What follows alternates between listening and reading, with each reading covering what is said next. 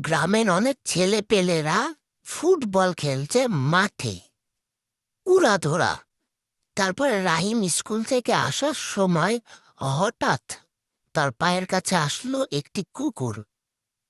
কুকুরকে রাহিম আদর করলো।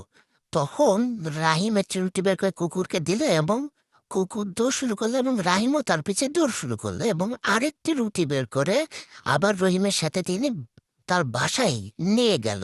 এবং বাসায় নিয়ে গিয়ে রাহিম কুকুরটিকে অনেক আদর যত্ন করছে।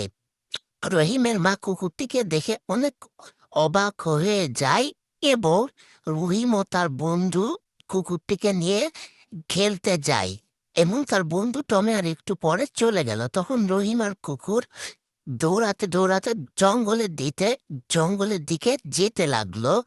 তখন রাহিম পথারে ফেলে এবং ভয়ে চিৎকার করতে লাগলো।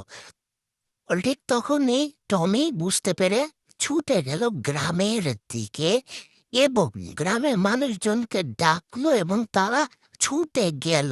হঠাৎ এভাবে ছুটতে ছুটতে কুকুর রাহিমকে খুঁজে পায়